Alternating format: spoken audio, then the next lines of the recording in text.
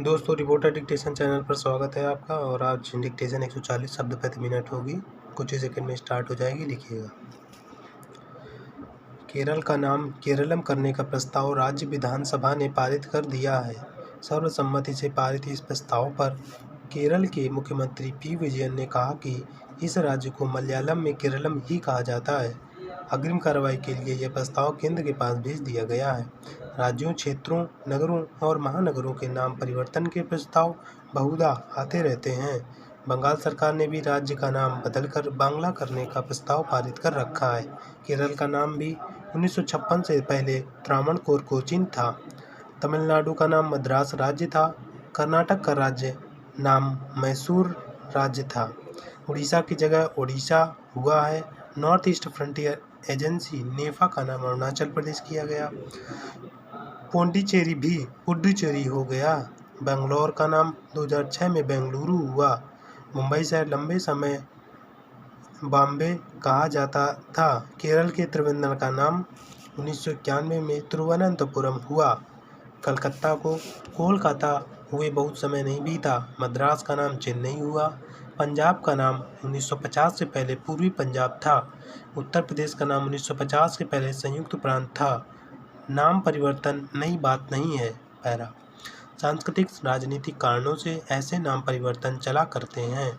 नामकरण में बहुधा संस्कृति, सभ्यता एवं इतिहास के प्रेरक तत्व होते हैं। कई देशों के नाम भी परिवर्तित हुए हैं। अमेरिकी राजधानी का नाम प्रथम राष्ट्रपति वाशिंगटन की स्मृति में रखा गया था।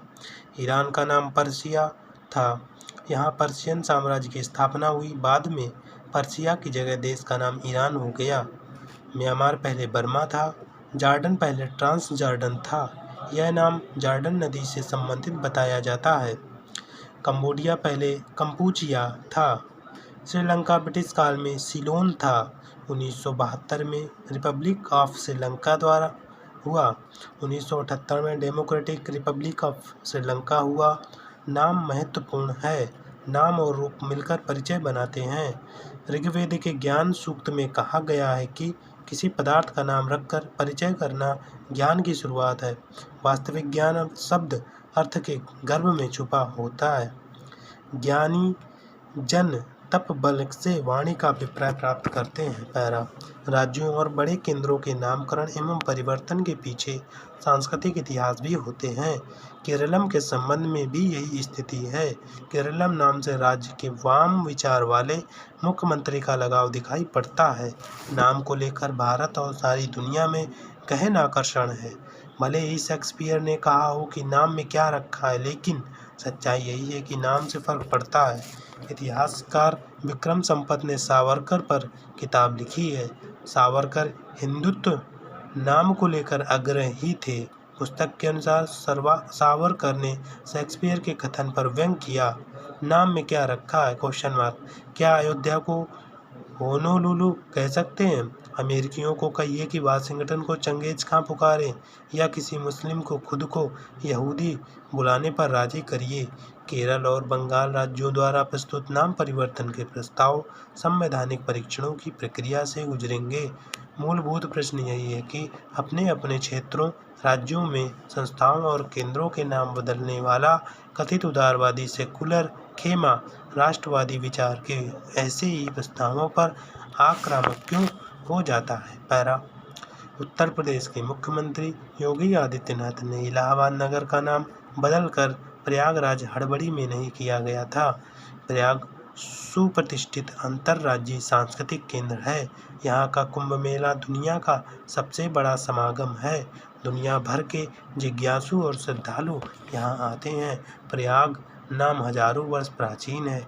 ये भारतीय संस्कृति, उपासना और ज्ञान विज्ञान की तपोभूमि है। ऐसे तमाम तथ्यों के बावजूद वाम सेकुलर खेमा प्रयाग नामकरण का विरोध करता रहा।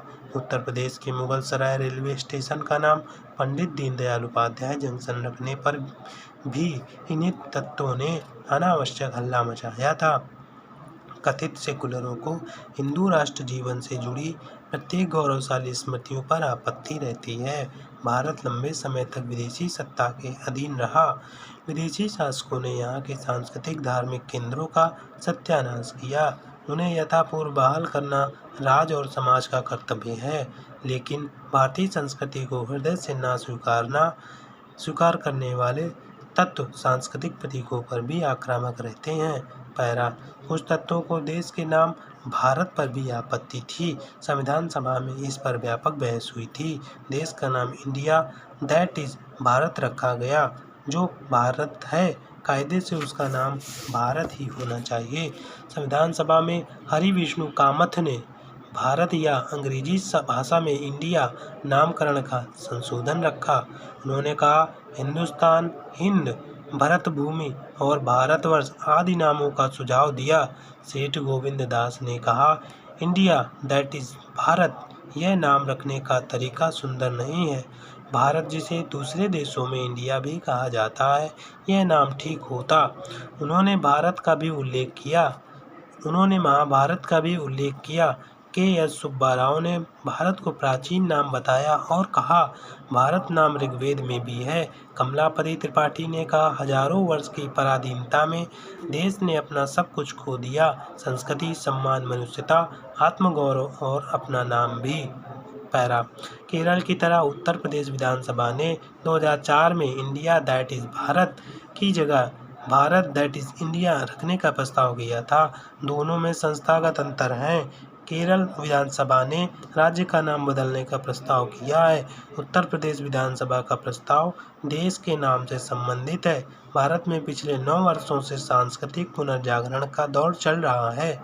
सांस्कृतिक प्रतीकों एवं प्राचीन धरोहरों के प्रति विशेष प्रकार की राष्ट्रीय चेतना का जागरण हो रहा है। इसके बावजूद कुछ तत्वों ने संसद के नए भवन के लोकार्पण अवसर पर सांस्कृतिक प्रतीक सेंगोल को लेकर गलत बयानबाजी की थी, जो उचित नहीं। राष्ट्रीय प्रतिष्ठा से जुड़े सभी प्रतीकों, स्मारकों, धरोहरों और नामों के प्रति आदर और सम्मान का भाव विकसित करना राष्ट्रीय कर्तव्य है।